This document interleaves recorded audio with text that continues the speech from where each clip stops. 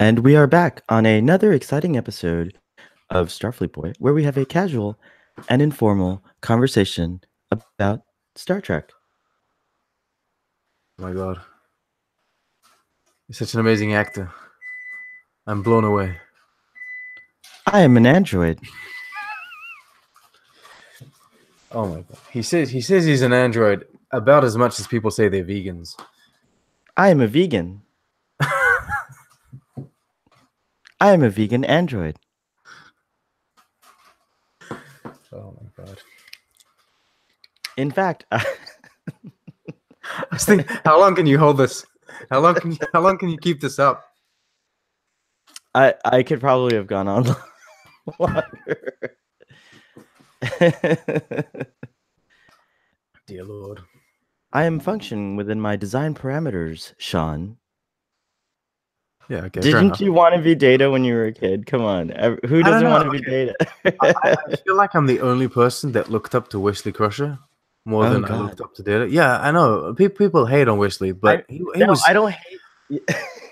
I found him cool, right? He saved the ship. He always came up with the solutions, and I know that people annoyed that, but that's because they were adults and they were jealous. I, as a child, thought he was awesome.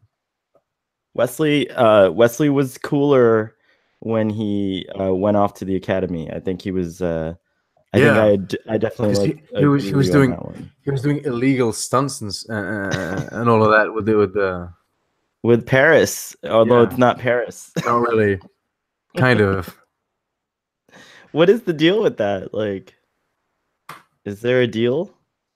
Is there a deal? I don't know. Like, does anyone have a? Does anyone have a thing? It's a recurring thing with Star Trek where they reuse names or they reuse concepts. Like number one, they reuse that. William Dicker, William Riker. They bring back these. See what I mean? They have these ideas, and then it seems like they latch onto them, and I don't know. But Star Trek Discovery doesn't seem to care about all that stuff, does it? Well, it's interesting that you say that because in my Deep Space Nine rewatch, I'm gonna try and pull up what episode it was. All right, so we're rewatching Deep Space Nine, and I think it's one of the first Obsidian Order episodes, right? And so essentially, Kira is captured by the Obsidian Order, sent to Cardassia. Cardassia, is it? Or Cardassia Prime. Yep. Anyway, sent to Cardassia Prime, and she's Usually I'm drunk when I'm watching. I don't know if you remember this, but anyway, it's an occupational problem. Yeah, she's altered to look like a Cardassian, and they have this whole deal. Anyway, they have this whole deal about they want to make you believe that Kira was actually a Cardassian operative working undercover as a Bajoran all along. So it's not true, and it's not true the moment the episode starts, and that kind of takes away from the episode, I think.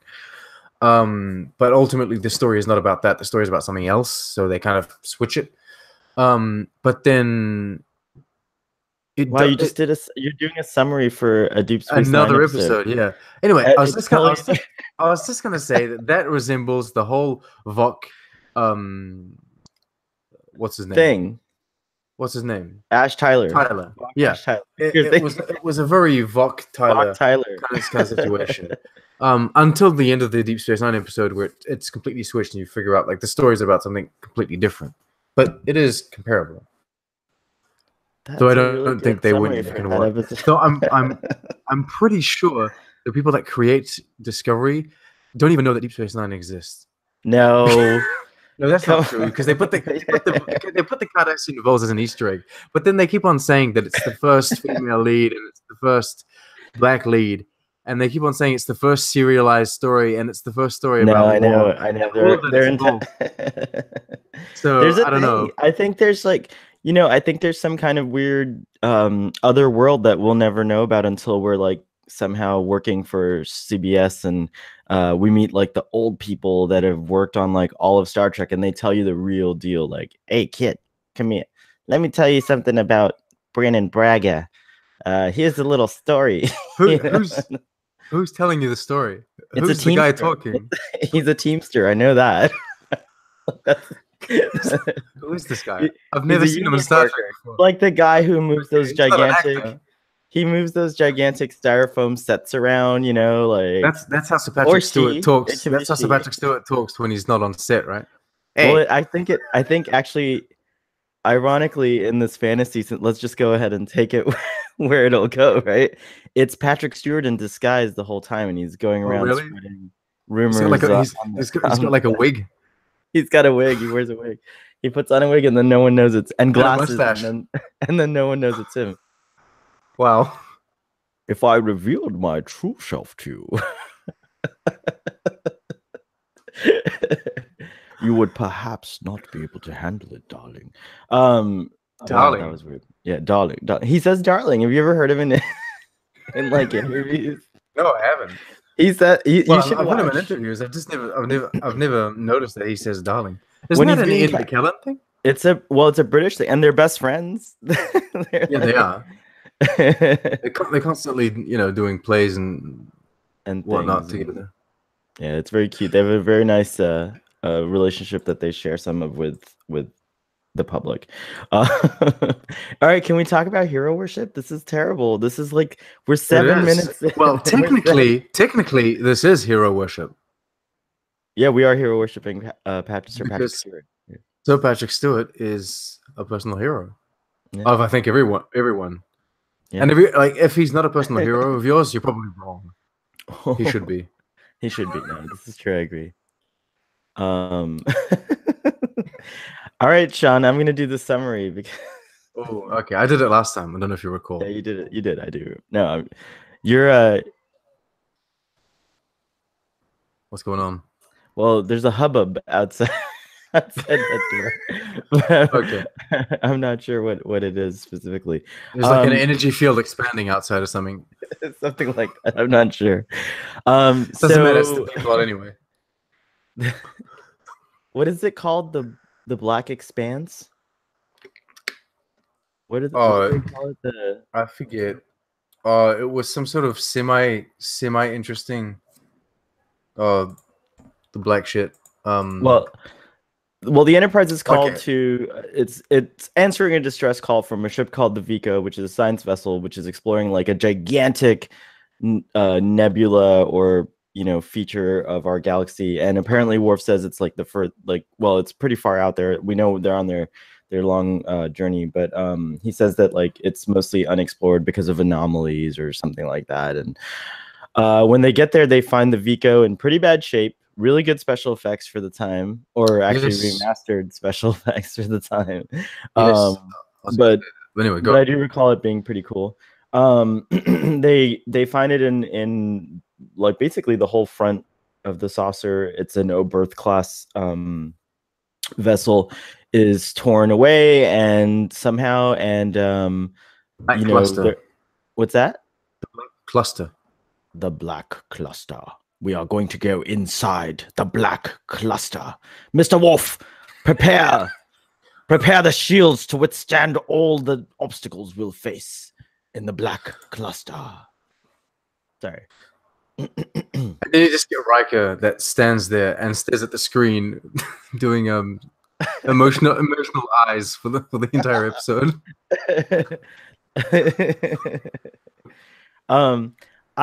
I'm glad you actually mentioned that because I didn't know this ever before. So the doctor will be proud of me. I actually went and did a little research, and I read that the cast found out Gene Roddenberry died during this episode. But let me finish the summary. So you could probably read a little. I detected a little sadness in the tone for multiple reasons. But anyways, they go on the ship and they are not finding that there are any survivors, and there's a lot of interference, so it's really hard to kind of scan for life forms. So they decide, okay, well, we're going to download the computer core. Huh? Oh, little life. Where are you? And then they hear someone rustling, and it's this kid who's trapped under a bulkhead thingy, and they try to beam him out into sickbay, but they're not successful. So Data has to like basically make the structure even more unstable in order to free this kid. And he's able to do it. Oh, first they send Riker and Geordi back because it's too dangerous. And so Data's able to free this kid. And it's actually a really cool scene. Like there's a little drama there. You know, not bad, not bad. And they beam him Data is the out. best version of himself. Yeah, it's like funny because in the last episode, Worf had to take a beam off of Alexander. I don't know why I'm making these weird connections. Because but they're like, literally one episode apart. They're right, like they're the following episode. And they decided to do the same scene again. yes, but this time Data's just like very effortlessly, you know, as we would expect, Yeah. and it shows off his superior strength. Anyways, the kid's safe and sound aboard the Enterprise, and now the Enterprise has to try to figure out what happened to the Veco and her crew. But the kid is so traumatized. His name is Timothy, by the way. I'll stop calling him the kid. Timothy the kid. Timothy is so traumatized that he actually, you know, at first he's just like, you could tell he's like kind of the standard kind of traumatized, but then he starts to emulate Data, and he convinces himself that he's an android. And so Counselor Troy and Data, oh, also the kid's super attached to Data because he saved his life. And so now Counselor Troy and Data have to try to get little Timmy to delve into this traumatic, which actually, when you look at the damage of the ship and like even the sets, they like did a good job, I think, of a damaged ship like that. But anyways, the trauma of this thing that happened where his parents died and everything is too much for him. But he finally delves into his deep emotions and lets out that, you know, what actually happened was not an attack by the Breen, as the crew was speculating happened. Second mention of the Breen. And in fact, it was something involving the black cluster, where it reflects energy back, you know, more powerful than, like, it kind of like, I don't know what the term was, I forget already, but it like increases. It's kind of like the space version of Know You. I don't know what that is. You don't remember that? There's a thing you used to do as a kid. Like someone would insult you, and you just answer "No you." Oh, no you. Oh, this is. That's kind of the space version of that. Everything you do, it kind of sends it back to you. But it's true. No you. So so the shields are creating this like buffering effect or cascading effect. They use that a lot on the show.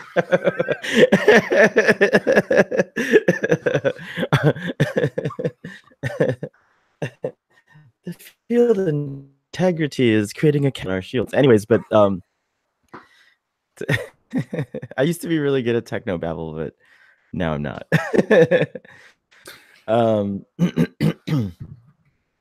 So they figure it out in the nick of time, as always, and nothing happens to the ship. They drop the shields, and the wave just kind of flutters across the hull, and everyone's really grateful that Timothy came to his senses. But now he has to kind of like figure out how he's going to live his life going forward, and it's not so bad. I mean, he's a child of the an orphan in the United Federation of Planets. Can't be a bad deal. Like, I feel like he's in good hands. Yeah. Well, I mean, unless they send you to Sarek. Oh my gosh. What are you talking? I mean, he messed her up. It's true. He did mess up. Well, I mean, he did mess up. To be honest, he messed up both Spock and Burnham, and Cyborg was messed up as well. So. Oh my gosh, Sarek is a bad dad. I think he's bad. That's another discussion. Moving on. That's a really good point. Oh my gosh. Let's hope Timothy. Well, Timothy can't be sent. Or are they all bad children? Timothy can't be sent to Sarek because Sarek died a few episodes ago. Oh, no. That's very true. He could be sent to like Chekhov or Sulu. Like, who knows? Like, but they could send him to Worf, so now he has 2. Oh my gosh, Worf has 3 because in that other episode where he adopts the kid, remember? Like, yeah, he has to keep that one. That's true. It's like a temporary adoption. I'll keep you for a while. So before I'm glad we're having fun about this episode already, but before we go into it, don't you think it would have been a great opportunity to have Alexander in one of the scenes in this episode since he now lives on the You think Enterprise? they already forgot about him? Yes, for 6 episodes. No, We're not it would have been good, but I think I mean, they could have added a whole dynamic to that, like kind of him reacting to Alexander or Alexander reacting to him. It would have shown a contrast between like I would say a normal kid and a traumatized kid. It would have been good, but then it would have maybe taken away from the data dynamic. But yeah, as you say, at least have him in a scene and in that school, Yeah, the school would have been which a seems like perfect a spot pretty to have dumb him. school. Like, they always do these really awkward things that seem like they're not adapted to the ages of the children that are in the class. Well, Or is how that could just we me? I mean, I'm just saying, I think that like I think if I have to kind of speculate about this, is that they're trying to imagine what school's going to be like 200 to 300 years from now. And I think they got actually a lot, to having a little side discussion for a moment. I think TNG, in my opinion, gets a lot of cool things right.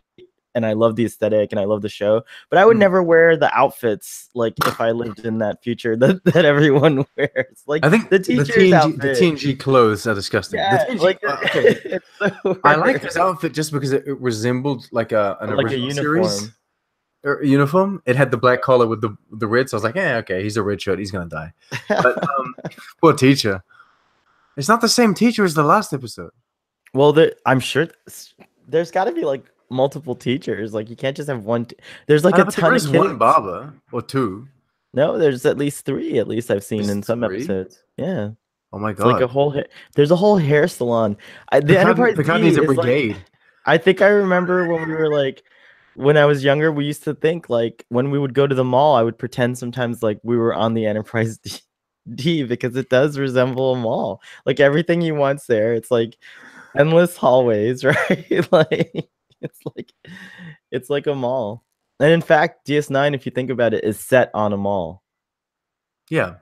The promenade is a mall. I think it's It's interesting how like malls it is. It's a space mall. a space mall. When you I think that's what Tirok Mall. oh wow. Whoa, wow.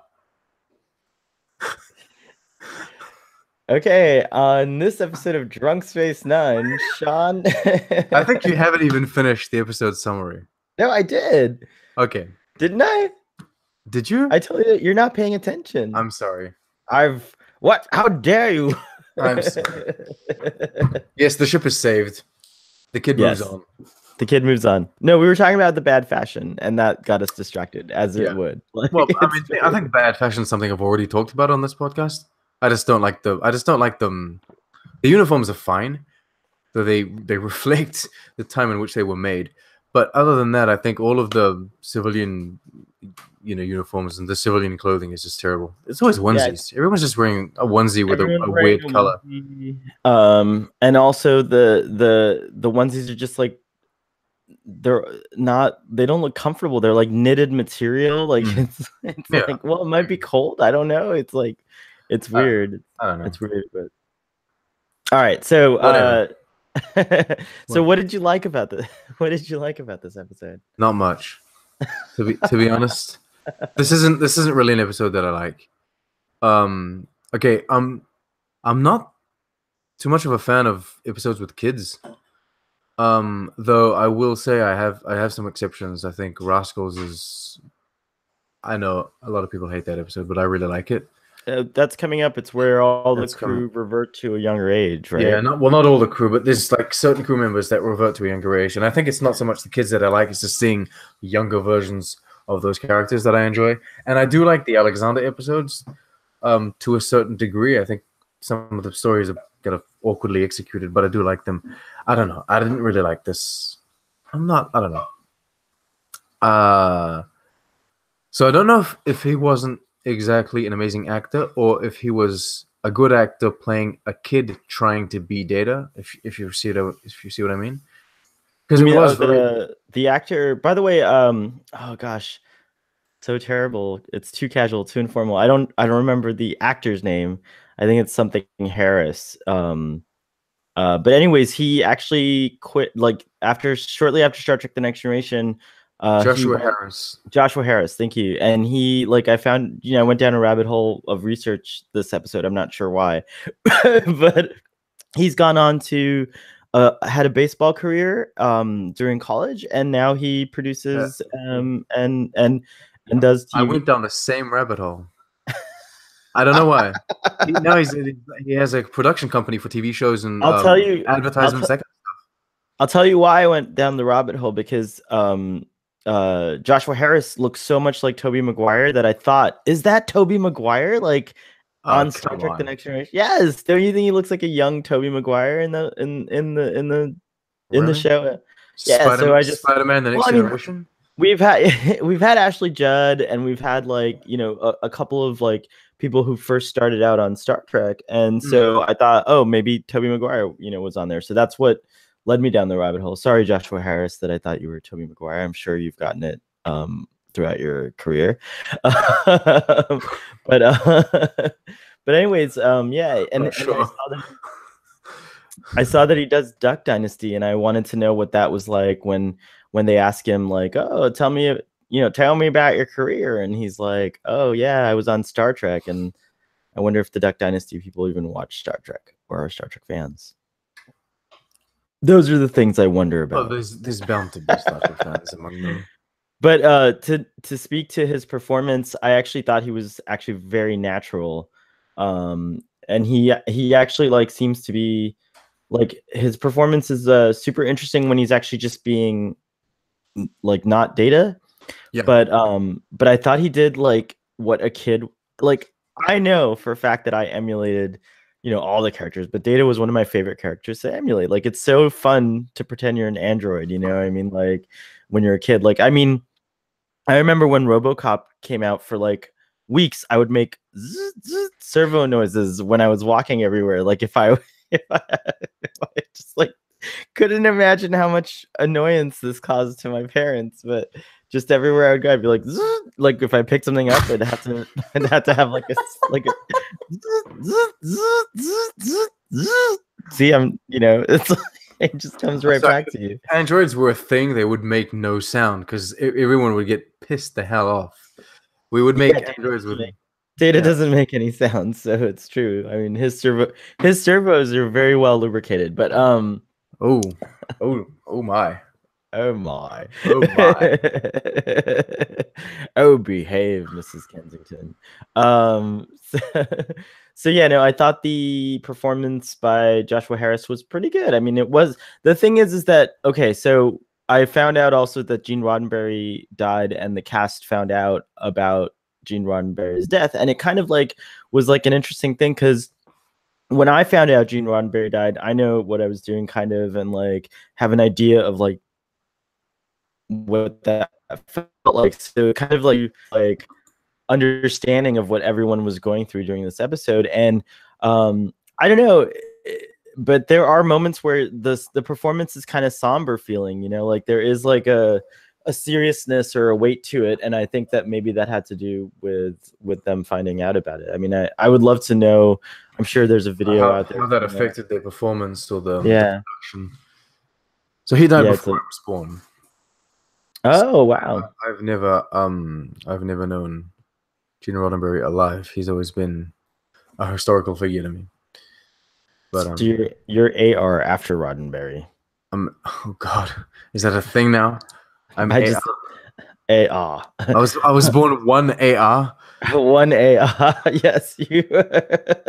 Wow. Yeah, no. So but maybe it did affect their performance. Just to follow up on what you said, I found his like the kids I found little Timmy's performance, Joshua Harris's performance, very good at being just the regular child. It's more so when he was imitating Data that I'm confused on. But that's just because I don't know. See, I don't know if the actor is doing a good job at a kid pretending to be an android, or if he's just struggling to be the android. See what I mean? I don't know if you can understand what I'm trying to. Well, but what I like about that is that it kind of solves your problem in a way, because I can only imagine he is trying to perform like Brent Spiner's Data. Like, he's trying his best to do, and you could see it throughout the whole thing. And he actually, I think he's successful, like in the scene where he and Counselor Except where Troy, they cut his hair. Except where they yeah, not where they cut his hair, but they change his hairstyle. but he, He's really annoying. He doesn't move his head like that throughout the rest of the episode.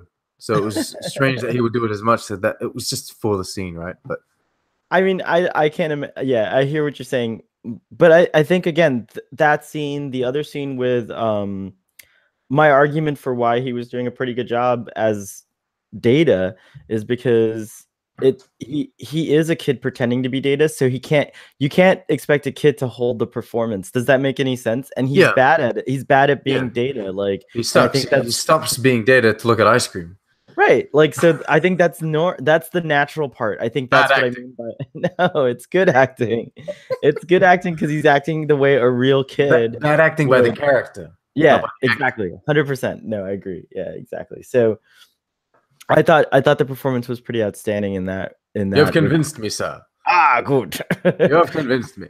But like, and that's the other thing is 10 that out of he's 10. holding. Wow, oh my God. He's holding his own against these pretty decent, great actors. Like, he's going up against Brent Spiner, and he's like interesting next to him. It's not like and Brent Spiner even in this episode, like I actually thought it was wonderful. Like he did the soft Data. Like there's like different datas, right? There's like harsh Data, like at the end where he's like Captain Picard, drop the shields. They didn't have an accent, but it's like like he's very forceful, That's right? what you mean. There's the threatening Data that they'll tell you that he doesn't need to have your hand attached to your arm to open the door. There's that Data. And then there's like soft Data, which is the one that you see around Timothy. What does your painting mean? Yeah. It's just a painting.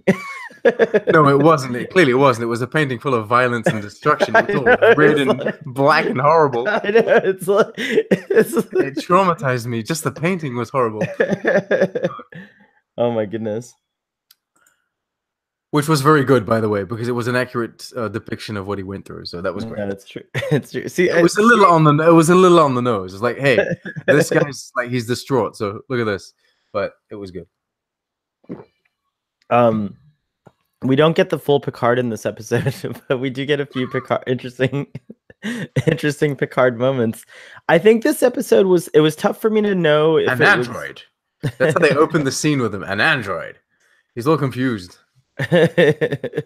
Why is this child getting in the way of our investigation? Okay, so I want to talk about that for a while. The episode is essentially about how this kid emulates Data to suppress his memories or his own recollection of the events, or to suppress the emotion that the events are bringing up, right? Mm-hmm. And Troy's essentially solution is encourage that behavior. Mm-hmm. Which, and I'm no psychiatrist, I don't know anything about psychology, and I was just confused by that solution. And maybe it's correct, but I just don't know how. Because that's not what my natural reaction would be. I would have been like, this dude's in full-on straight-up denial, and he needs to see the light. He needs to see that, I think that the approach that Counselor Troy has to handle and deal with these emotions. Yeah. He's lost his parents. It is traumatic. At this point, we don't know that he feels guilty about it, but we know that he is living these emotions, and I would have wanted him to like express them rather than hold them back. They don't give Timothy's age, if I recall, in the episode at all, but I think he's like somewhere around like between the ages of 8 and 10, and like now that I'm an adult and I've friends and family with children, so I've seen kind of like kids.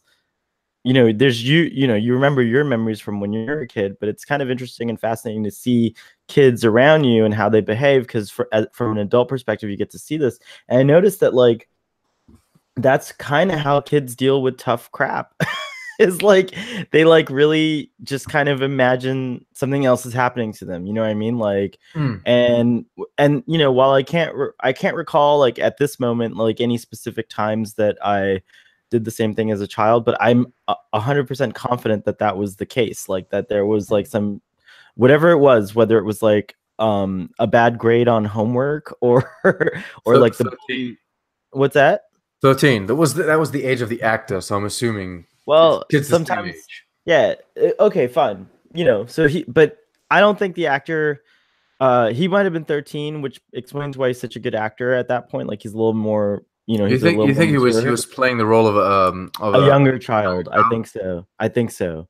He didn't fair he didn't enough. come across as a 13-year-old, like, what I mean, like at all in the performance or in the episode. I don't think so. And just visually, he doesn't look 13. He looks like a younger one of those kids that looks younger. So like this 40-year-old man sitting in front of you, Sean, like He produced the behind the scenes specials, the making of the Scorpion King 2: Rise of a Warrior.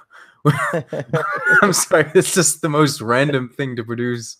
but that's The Rock, right? No, not the Scorpion King 2. The Scorpion King 2 is like a direct to DVD ripoff Oh, in which they changed the actor. oh man. And he produced his company produced the making of Oh my behind goodness. that. So Okay, so, moving on.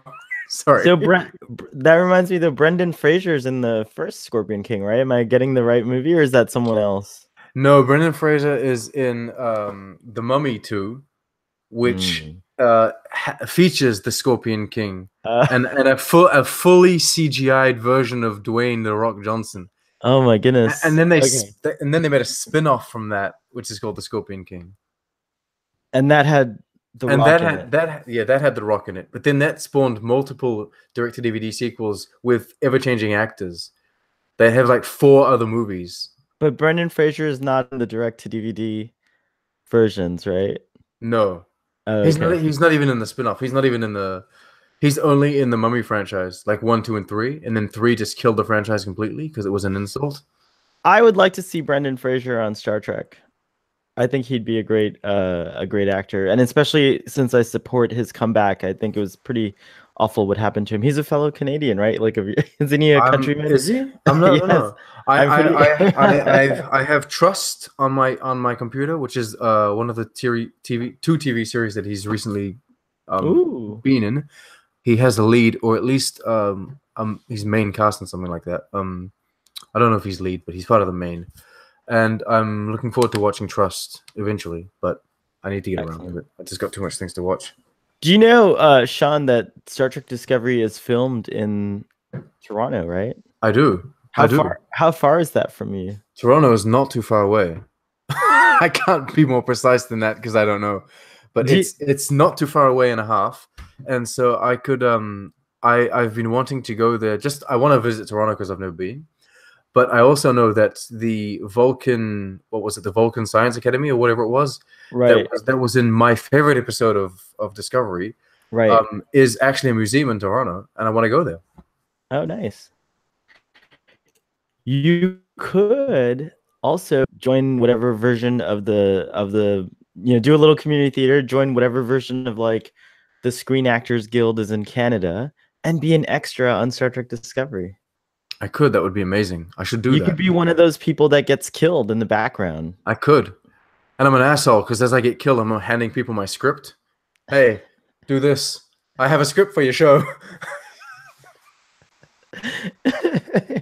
It could work. I mean, like being an extra, you get to like sometimes the extras get to mingle with like the writers and the producers because like everyone's eating like lunch together usually on these sets. Yeah. Like that's why they get Klingon. That's why they get Klingon leaks in the first season. Right. That's why they got there. Oh, you could play a Klingon. God no. Killer. No thanks. I guarantee you that if they asked you to play a Klingon, you'd be like, okay, yes. No, I'll be an Andorian. I want to be an Andorian. Fine. If you had a choice, though, but what if you don't have a choice? I would do anything they ask. I would do anything. I would do anything. Do you want me to be what? You want me to be an Orion slave girl? I'm down. I'm super canon, but just to be in Star Trek, I mean, I would play Janeway if I had to. I don't care. Just give me any role. Any role. It doesn't matter. I'm fine. I like that you just coined super canon today. Anyway. I'll show you where you can put your super cannon. Anyway. Oh wow. Oh god. This really is Drunk Space Nine. I feel like these Starfleet Boy episodes are getting like out of hand. What are you talking about? I'm getting compliments about people are saying we're returning to our casual and informal roots, which is what the whole point of Starfleet Boy is, to be casual and informal and have a lovely discussion on an afternoon. It is. It is. Okay, so we can't talk about anything heavy. We have to keep it light. Well, because this episode's already so heavy. Yeah. Poor guy. Poor kid. Do you, there was one thing I took note of that I thought you might be interested in, and maybe you took note of the same thing, but on the Veco set, when they go to the place where the computer core is supposed to be, I guess, and you have that readout, the display. Did you notice the old style, original series style red alert lights? Right? I thought that was kind of interesting. That. I really do like that. I don't know. Okay, so visually, apart from Teacher Man's weird shirt, I really. Yeah, that's right, Mr. Teacher Man. Hey, Mr. Teacher Man! Oh my god. No, I really liked. So I thought the CG was really good. This is the remastered version, of course, but I think the CG was really good, and I really liked the camera angles that they used to show the ships. Like, it's not two ships face to face. It was really like the Oberth kind of broken, shattered, sitting in there, and then the Enterprise came in. It was very Discovery. No, it was very modern. It was very modern, but you also see the scale of the two ships, actually, which is nice. Yeah, that's nice. And then they beam over to the ship, and I think like the wreckage was well done. And then I noticed there was like these old school displays, which was cool. I like that. I like when they do that. Yeah. It keeps it.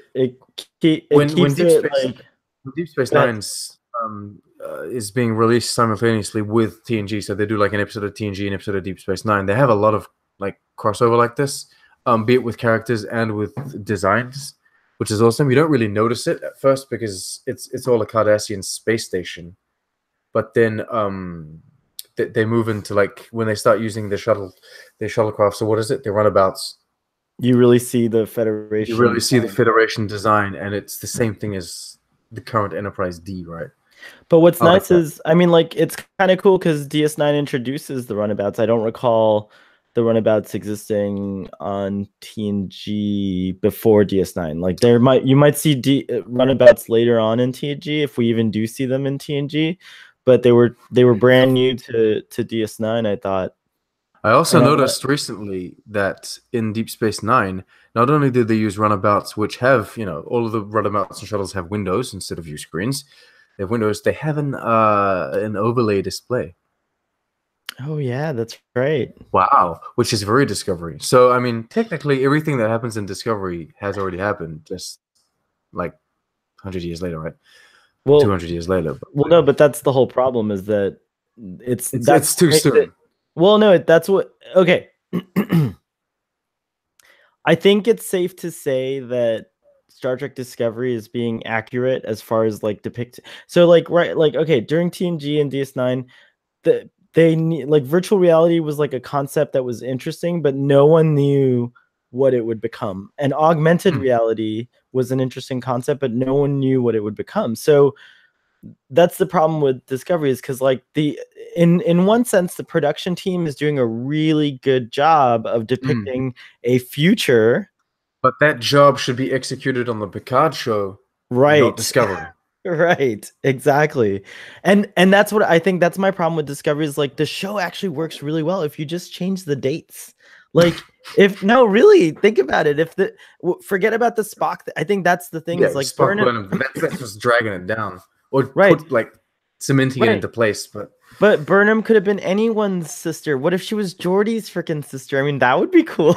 Like, it could have been like a thing, and she could have actually still have been like a ward of Sarek's, but we just don't have Sarek present because he died in TNG. So you could still do all these things.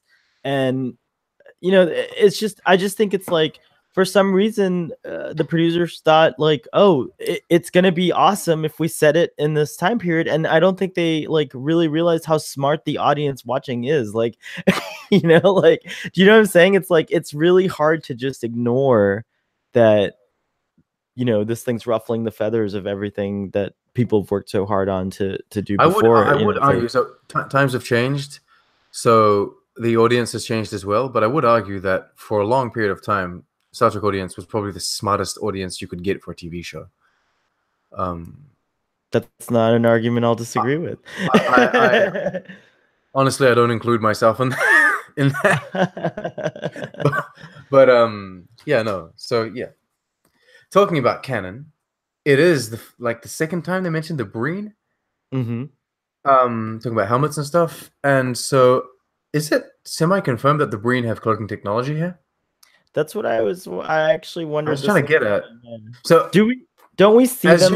as usual, meme Picard automatically assumes it's the Romulans, I know and then that I thought of he admits that it could be the Klingons as well. he goes, Just he goes, auto Romulans, right? it could be the Romulans or the Klingons, but we're too far outside of their territories. It could be the Breen, and then then they bring in it could be the Breen, and you're like, okay, so the Breen have cloaking technology. Is that an established thing? I didn't know that. I didn't either, and I wondered about that. I actually don't remember much about the Breen. I know they appear on DS9, right? Well, they wear helmets that come from Star Wars. Okay, I have to look them up now. I can't remember the They're Breen. not so much a recurring enemy. They're just kind of we know that they're assholes. Oh, I remember that is exactly the Star Wars Yeah. helmet. Oh my gosh. I don't know enough about Star Wars to tell you what helmet it is, but I know it is from Star Wars. It's the Princess Leia helmet, is what it resembles. Okay. So The now I have to search for Princess Leia helmet. I'll just do it for you. It's the Go ahead. here, it's Give me some someone's display. the internet's already done this for us, Oh, Sean. really? Okay. Yes, you We're don't have so to late. We're so late. Casual, informal, and freaking late. Casual, informal, and late. I was late today. I do apologize to you Yeah. on Thank the you. air. Thank you. I On the needed air. that. I really needed that. I needed your apology. It's just so late. It's horrible. All right, here we go. I found this thing. Show me. I could have searched this up by now. I could have found it. I Okay. know, but the audience that happens to watch us on Yeah, they just so what did they do? Did they just it's steal just the very prop? similar. It's a longer nose, a snout, longer snout or snoot, whatever, but this is That right there. Um, I'm astonished that there was no lawsuit. really? I mean, come on. I don't know. I don't know how it works, but I can't imagine that well, no, actually I think I do know how it works. So recently on Facebook, is it John Eves? Am I getting his name right? The designer who does Star Trek Discovery. He was asked to apparently he was asked to alter the Enterprise 20% because that's how they in Star Trek Discovery they could have it on without messing with copyright. Yeah, I read an article saying that that was absolutely false. Oh, really? Okay. So I don't know, but no, I read an article saying that that was absolutely not true, and that they just redesigned the Enterprise because they wanted to give it a more like, how should I say, revamped kind of dynamic aesthetic. It's a lot sleeker. It's a lot, it's crouched down. It is more dynamic to look at. It looks, you know, less 60s. So that's what I saw. We need less 60s and more 18s, 2018s. Well, I mean, look on the bright side. It can't cloak. It's not a Breen ship. It's not a Breen ship. The Breen do look pretty interesting though. I do like when Star Trek does Have you ever seen them underneath their helmets, though? I don't yeah, it's like a haze. I don't remember enough about the Breen. That's why I'm interested in my Deep Space Nine rewatch, because I've watched it several times already, but now that I'm really diving back into it, I'm remembering things. And so yeah, the Breen are a mystery to me. I forgot about them. I also there's a whole beef with the Kazon in Voyager, and I don't remember them being as bad as everyone's making them out to be. So I'm interested to once I get into my Voyager rewatch as well, I'll see if the Kazon are really as terrible as people claim they are. It's really hard, I think, to write aliens without making them either just like, cartoony, Or where they're just Nazis. like, yeah, right, where they're just like, or yeah, it's hard to, I think it's really hard. It seems Star Trek has a tough time with getting that three-dimensional Hmm. alien species where it feels like they're actually legit, like I think that a lot of times, I mean, of course the Andorians and the Tellarites, the founding members of the Federation, we have like a sentimental attachment to them, and so when you see them on screen, there's a lot of lore behind them, and the Romulans and the Klingons.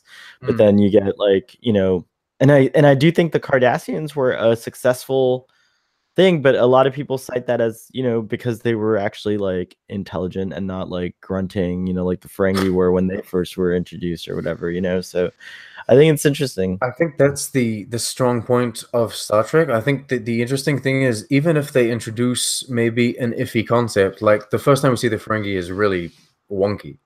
Um, they're all crawling around, hissing, and they got spit like laser whips and stuff.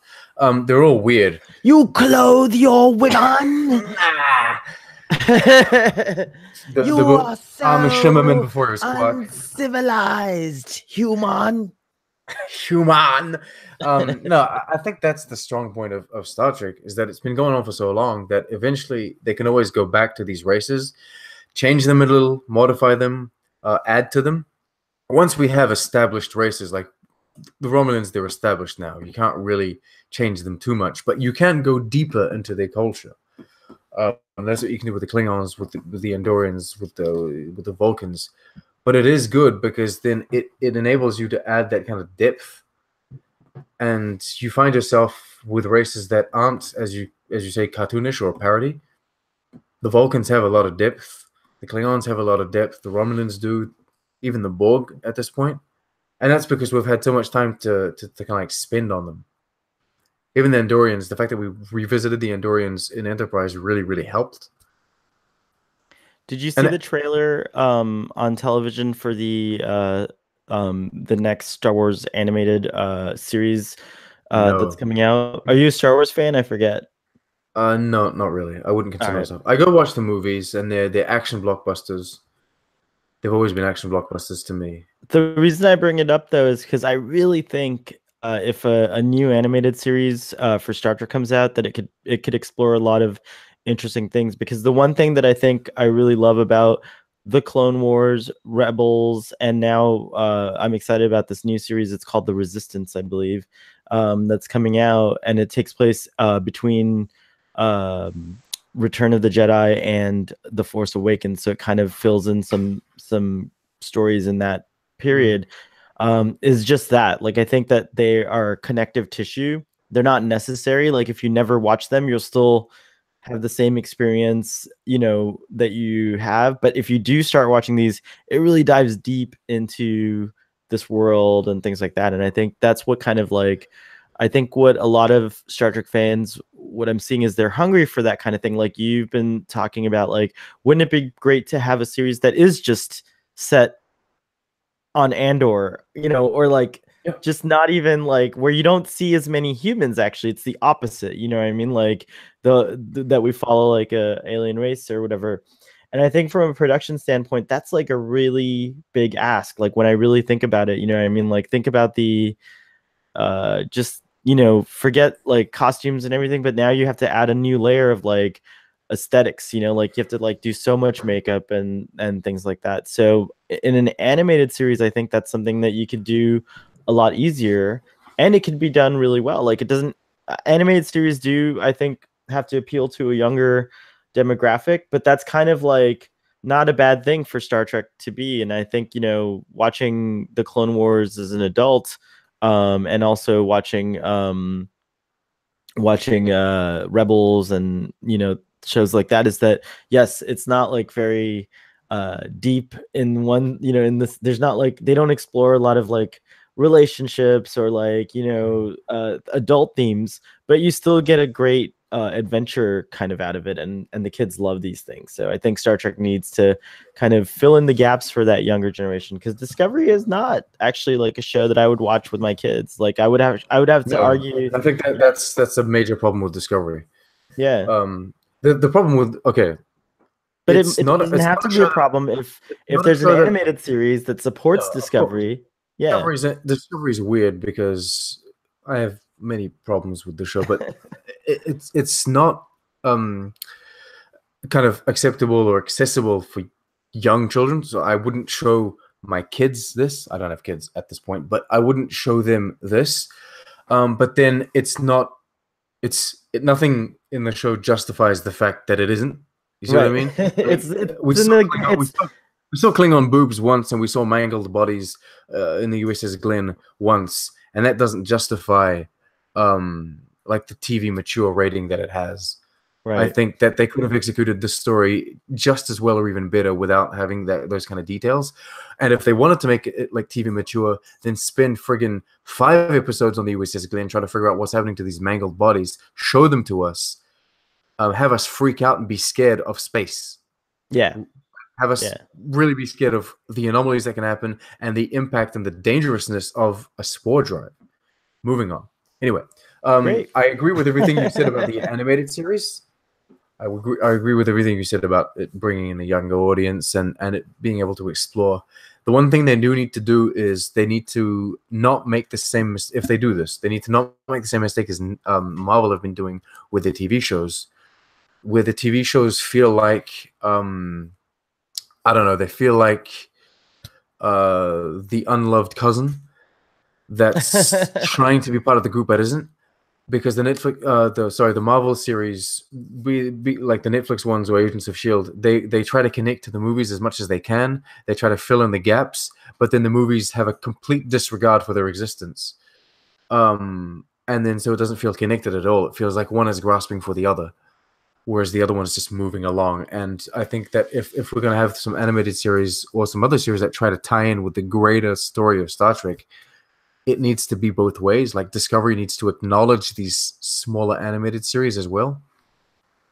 And I think that's what Star Wars successfully does. And I think, like, Well, I again, haven't seen Star any of Wars those doesn't. shows, so Yeah. it's a good But thing then, that they but do that. then the other thing is that the only television presence Star Wars has is these animated shows. Like, otherwise, Star Wars only exists cinematically. Do you know what I mean? So it is interesting. There's not like a Star Wars show. There never has been. They've been talking about it, but like a live action Star Wars show has yet to exist. And I think that's an interesting Solo, thing a Star too. Wars story, put a halt to all of that currently. Well, Trolls put a halt to it, but anyways. No. Charles didn't put a halt to it. I saw Star Wars Solo Story. I'm ready for that argument. I love that movie. I think it's I haven't fantastic. seen it. Okay, then we can't have that argument. No, we can't have that argument. But I didn't go and see it. It's okay. I go see really crappy movies in the movie theaters just because I like the experience of going to the theater. And I'm not part of any kind of movement against Star Wars. I'm not part of the fandom. I don't like it nor dislike it. I just don't care. I go see these movies because they're action and it's a fun time. But I was simply not interested in Solo, a Star Wars story. It didn't appeal to me in any way. None of the trailers, none of the posters, none of the characters. I don't feel a connection to any of these people. And so I was like, I don't need to see that. I'll just watch it on Netflix when it's dropped. So that's why I didn't go to see it. That's why I didn't go to see it. And I think there was a boycott to not go and see it. B, a lot of people that were just like me, like I can sit this one out, doesn't matter. And that's why no one went to see it. And the fact that no one went to see it, that hurt Disney so much that they ceased production on like all of these Star Wars stories. They slowed down production on the TV series, and the only thing they've got going for them at this point is this animated series because they know that works for the kids, and Star Wars Episode 9 to finish off their trilogy. But fan base aside and all the hatred aside, I think that just releasing a movie every year or even two in the same year is just ridiculous. Especially that you're following an ethic of quantity over quality, which is something I do not want for Star Trek. I really hope that the stories that they're trying to tell are stories that need to be told and that are interesting to tell. I am cutting them some slack because it's the return of Star Trek in a sense. So of course they've got a lot of things to get out the gate straight away. But then I hope that like once they've told the stories that they want to tell immediately, they'll kind of put I don't know, kind of wait until the better stories come in, and so they can take their time. Well, I consider myself a huge fan of Star Wars. I think it does a really great thing for society, much like Star Trek does. I also think that both Star Wars and Star Trek, kind of fulfill in very different ways, like a real need in society to kind of metabolize current affairs and what's going on in the world, and it just help a lot. Fantasy helps a lot of people, as we see, to tie it back into hero worship, as we see young Timothy going through his trauma and trying to deal with his Wow. problems. I know. Thank you. So, Like, I was like, how can we tie this back in? You did it. You did amazing. I got a clap. You get the official tie-in award. But I think that I think star. I think that when you watch Solo, whenever it drops on whatever, I would love to just have a side discussion, or we could have it on the air since we've already brought it up. It might be fun to follow up in a future episode of Starfleet Boy, because I think that like the show, that movie was underserved. It was just like a tragic thing that happened because Last Jedi was just so controversial. Like, who could have known like how controversial it is? And then everyone could have known. The directors could have known. The moment Rian Johnson came in and said, "Fuck The Force Awakens, I'm doing my thing," that's the moment everyone should have realized, hey, wait, this is supposed to be a trilogy, not 3 separate movies. Okay, but I mean, but that's not the way. That's not the way you write a trilogy, Mr. Abrams. You write a trilogy by writing the whole friggin' story. But A New Hope and Empire Strikes Back, it's this. So Star Wars has this thing of mirroring itself, like, which it does. Like, this is something George Lucas likes to do intentionally. He calls it tone poems, blah blah blah. There's like this whole thing behind it. None of it's important when you're just watching the films, but if you do watch the films, you do see that, like, from A New Hope to Empire Strikes Back, it's pretty dramatic in terms of the way that it does. And like, a lot of people will argue that that's because George Lucas is not the kind of director that should be doing like these epic space stories. But I argue, well, it's his freaking idea. If he wants to do it the way he wants to do it, you either like it or you don't. Just move on, right? But I think that tonally The Force Awakens works, and we really need to stop talking about Star Wars because our audience, who we love, our core audience, if you made it this far, you're probably starting to get a little upset here, but I will bring it back to Star Trek, I promise. But just to finish that thought, tonally, I don't think there's anything wrong with it. I think the controversy came from the actual world we live in today, where George Lucas didn't have Twitter. I don't think he still has Twitter. You know what I mean? Like, we weren't privy to his every, thought, or like what he ate for breakfast, or, how he feels about certain things. And I think that, like, unintentionally or perhaps intentionally, this alienation starts to occur where you're saying to people like, oh, you're not a real fan. Like, this is something that's happening all the time, right? And wait. And Rian Johnson and the writer, I forget who, Jake Kasdan, I think his name is, and even Kathleen Kennedy, they kind of like started this gatekeeping concept going on in Star Wars. And I think that's where it got ugly, where they were like, well, if you're this or if you're that, you can just forget Star Wars. Like, you're not allowed to like it. You know what I mean? And I think the thing is that let's just take the most extreme example here. If you're a racist and you like Star Trek, that's gross, but there's hope for you. You know what I mean? Like, so I think it's weird. It's weird, but there's something. The fact that you like Star Trek or you like Star Wars, to me, says there's something in you. There's something in you hoping to be better than you are. Maybe a little self-awareness or whatever. So I think that's what happens. Is that, like, in our modern age, this used to happen all the time. Like, I'm sure William Shatner at a convention met a freaking racist and was like, fuck off, you're not a Star Wars fan, right? I mean, Star Trek fan. And that person probably went home and cried and then murdered 17 people. Who knows? But no, I'm just kidding. Sorry. Dear Lord. We're dealing with extremes. Oh my God. But like, that's what's happening. Like, I think I see bullying occurring under the guise of righteousness, you know what I mean? And I think that, like, yes, that person is weird and racist and but the fact that they're like engaging with you and like are talking to you about something that's not weird and racist, to me that's like hopeful. There's like, that should be what you kind of grab onto and move forward to. And now I'll step off my soapbox and go back down to like, okay, I have one final statement to say about this whole thing. All right, is this that I'm not a Star Wars fan. I watch the movies just for the entertainment value of the movies. And excluding the greater story aside, I enjoyed The Force Awakens. For a while there, I argued that it was one of the best Star Wars movies simply because, to me, it delivered a story that held together quite well and it was visually pleasing. Me, as a person that likes movies and that likes like trilogies, I like sequels. The Last Jedi was not a sequel that I was expecting or wanted to that movie.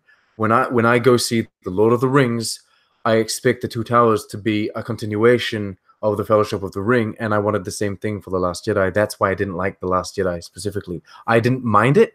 I just found it was an awkward follow-up to the first movie, and I'm not active about Star Wars at all. I don't talk about Star Wars to anyone online or anything. I will talk about it to my friends if they talk about it. But that's it. And that was just my opinion. So I came out of The Last Jedi kind of confused. Like, wait a minute, this is where they're going with this? They went nowhere, or they just backtracked. And so I was kind of confused. Anyway, I'm not one to kind of bitch and hate about it. I just... Moving on, I will bitch and hate about something. Data. Okay. Because Data never explains beforehand what he's about to do.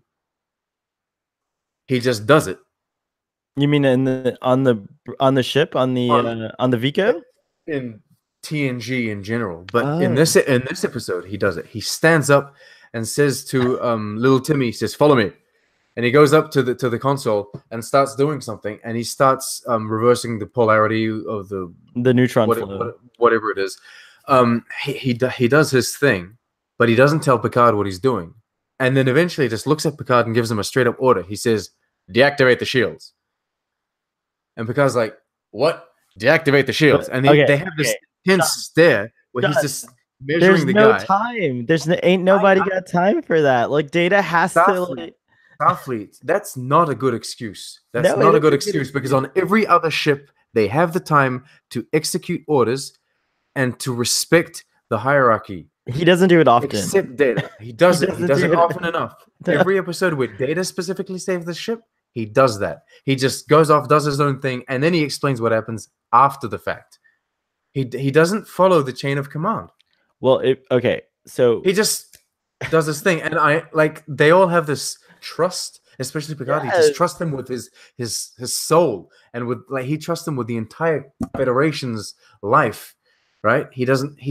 It's because I understand that, but still, he needs to respect the chain of command. In a way, it's a very human flaw.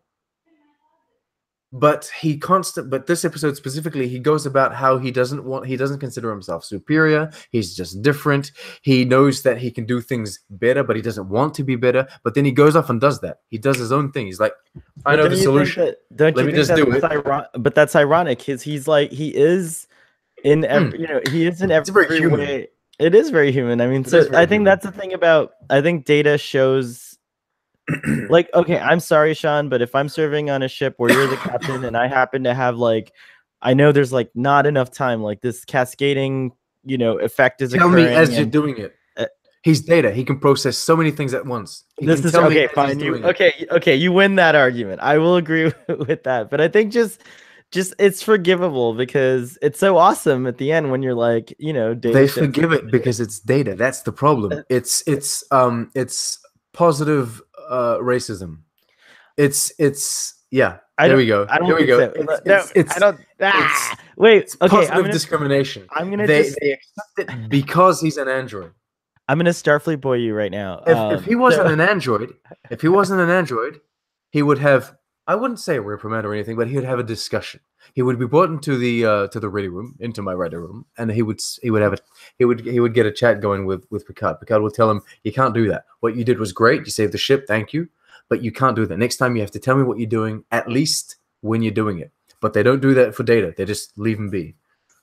I think I may have a counter argument that is you might agree with, which is if you think of the whole context of the show so far, the early episodes, Data was actually over explaining. And do you remember they would say, like, Picard would be like, "You don't need to explain that," or "Stop babbling," or he would even interrupt Data and be like, "Okay, okay, just do it," And Okay. so like Data at this point, season 5 Data is like, okay, I don't have to do all these things.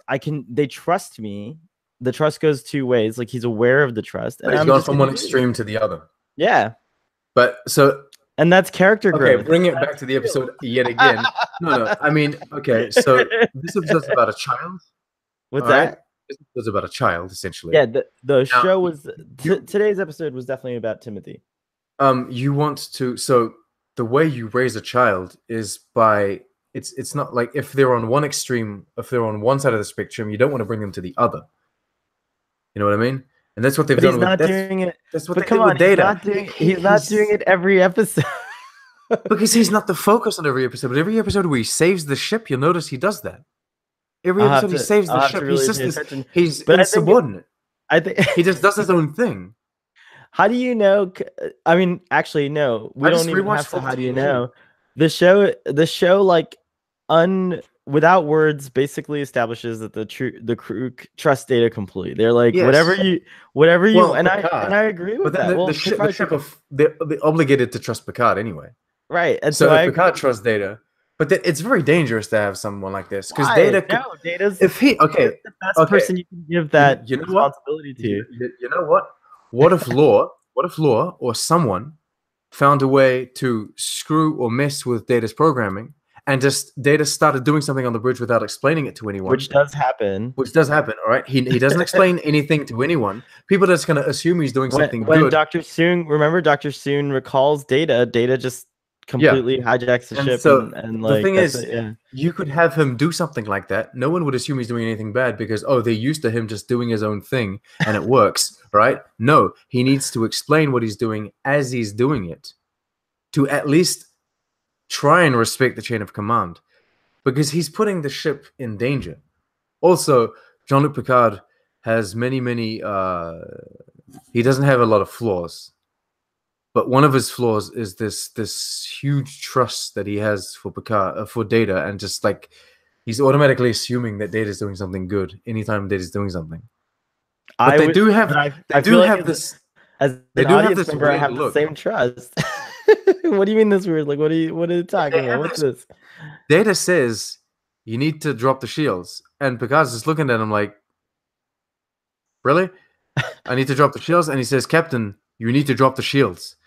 And so then Captain Picard drops the shields. But he looks at him first. He's like, wait a minute. Because he's giving his captain a direct order. Yeah, that's what I'm saying. It's a dramatic, with no justification whatsoever. You're now proving my point about how awesome that scene is. Maybe. What I'm proving is that he's very human. Yes. That he actually. Fair enough. And I can take that. I can take that. I just find it weird that they don't treat him as such. Because then he gets special treatment. Thank you for winning my argument number 1. He gets positive discrimination. Thank you for winning my argument for me. I appreciate it. Do you notice that Captain Picard says appreciate? Yes. And schedule. Yes. And tea, Earl Grey, hot. He doesn't even say it. We assume that he says it in this episode because he's grabbing his tea. He's already got the tea. That's why he says an android. An android. He's got his tea, and you're like, oh, he said tea Earl Grey hot. He technically said it twice because, well, I'm assuming he gave that to Troy because Troy's already got a tea, I think. That's true. I think so. I'm gonna assume he just distributes tea Earl Grey hot to everyone, and you're not allowed to choose what you want. Yeah. We can't finish the episode, so we've definitely talked about Data, we've talked about Timothy, we've talked about Picard, but I know we're getting close to the end of our discussion because we've been talking for quite a while. Yeah, about nothing of consequence. But can we just spend a moment? I want to say that I thought like Counselor Troy, Marina Sirtis had a good moment in this episode too. I thought she was a great, like, I thought it was cool how like the dynamic kind of centered around her. I know you don't necessarily agree with her like treatment of Timothy, where you're thinking like maybe it was too much to let him, go full into his fantasy or whatever. I didn't want to say that I don't agree. I just wanted to say that maybe not the way I would have handled it naturally. But then that's because I'm not a I'm not a psychologist. I don't know how it works. But that wouldn't have been my natural reaction to it. And I was just wondering if anyone is a psychologist out there, if that's something that was good, or if that's just like the way they wrote the script. Because maybe that's not that. Maybe that they wouldn't have handled that way in real life. Maybe that's just the way they wanted the story to go. I guess I'm fortunate not to have experienced any kind of trauma and nearing what the show, and I think that's an interesting thing. It's like you do kind of like, you were talking about the Glenn earlier and how we could have spent like 5 episodes trying to figure out why, they all got deformed or whatever. You see dead bodies in this episode, but there's just something like, I don't know, it like underlying, like it's a horrific idea or concept. It's that whole like, oh my God, space, like randomly your ship could just get this, like you're raising the shields and you're blowing up. And you're blowing up, so it is an interesting thing that underlying this episode is the idea that space is a very dangerous place. There's a rap song, I think, that I'm doing called "Space is a Very Dangerous Place." And I think someone owes us a rap song, and we haven't heard one since your Geordie. Your Geordie rap is one of my favorite things ever. I think it's pretty cool. Oh, really? Do you know if LeVar Burton ever got it? I sent it to him and he liked it. He did. Okay. Yeah, he enjoyed it. That's cool. That's very cool. I think he even retweeted it, or he hit the like on. I don't think he retweeted it because it would have got a lot more views. I think he just hit the like button on it. Nice. You get that Twitter like, that Twitter heart. So that was cool. But get those endorphins flowing every time you get a like. So space is a very dangerous place, and so was this episode discussion. And so now we come to the now we come to our ratings, and I shall, per tradition, because no one believes me because of my Romulan tricks, so I like to go Romulan bastard. It's always the Romulans, isn't it? It is always the Romulans. Okay, out of all of the times that I've watched The Next Generation, right, it's only when I started rewatching them for this podcast that I realized that he's continuously blaming the Romulans. I'd never noticed it, but now it's a meme. Every time there's a problem, the Romulans. It's the Romulans. Very good, Jess. So I give this episode a 7. And actually, whoa, like you're surprised it's too high, or well, you'll just have to wait and see. All right. Well, I give it a 7, and so I think that like overall it's a very strong episode. Now, funny enough, just like the previous episode, which I rated lower, I also don't think I would intentionally go back and rewatch it. It's like you kind of get what you need out of it, and you can move on. It's like it's not one of those like when you're creating those short lists. It's not. I don't think this episode ends up on there. That being said, as part of this exercise that we do and this rewatch, I was actually a lot more delighted by it than I remembered. And actually, this discussion, I might have been ready to give this episode a 6, but I think this discussion actually got me to raise it's one of those occasions where the actual discussion made me like it more. So there you have it. Okay. 4. Wow. That's Which what is you gave the last one, right? which is the same as the last one. I don't know. The episode has different faults as the last one. It has different like different pros, different cons, but ultimately, I think it's the same kind of. Yeah, it's not the worst thing out there because like terrible episodes for me are 1s and 2s. Like I don't think I've ever given a 1 to anything, but like a 2 or a 3 is a really really bad episode. This is just kind of a subpar. I mean, it's not that. I don't know. It's not that interesting to me. I understand what they tried to do, and maybe it would work in a modern setting where they would have this kind of story arc, just kind of be like a C or a D plot going on in the background throughout many episodes. So you'd kind of follow the evolution of this character, emulating, another character. But as an episode, as a standalone episode, I think it doesn't work, or not very much. All right. Very There you good. go. So a 4 and a 7, quite the opposites here, quite the extremes, much like this discussion was dealing with extremes. So could we say it's fair to bring it to a 5.5? I was gonna say 5.5. I can do the quick maths for You you. can do the official math, yeah. Let's do the official math. And our Yeah, 5.5. database person, whenever you finally come, you'll be listening to this actually because you'll be listening to all our episodes to get all the data that you need. So, database person, I thank you from the past. And then a little bit of show business before I let you go, Sean. First of all, I want to thank you, of course, as always, for taking time out of your day to come on the show. It's always super enjoyable to have you. And I want to let the audience know that they can go and watch your channel, Trek on the Tube, on YouTube, and they can follow you on Twitter. And he's quite engaging, so I would highly recommend that you do that. I also want to welcome a Drunk Space 9 listener who says she's going to be listening to Starfleet Boy now. So I don't know when you get to this episode, Nerys, but if you hear your shout out, please let me know. So thank you for being a listener of Starfleet Boy as well as Drunk Space 9. And then, of course, we haven't seen them in a while, but I failed to mention in the last episode when I said how much fun I was having doing our very first live event, Trekkie Rob. So Trekkie Rob, I'm mentioning you now. I'm mentioning you now. And he's associated with the Star Trek Book Club. Check him out. Very cool guy. The Real Ketwalski, who you can find on his channel on YouTube and also on Twitter. And of course, our beloved Gary, who we really miss having on the show. And he's just, life's just doing life for Gary right now. So eventually he'll be back on.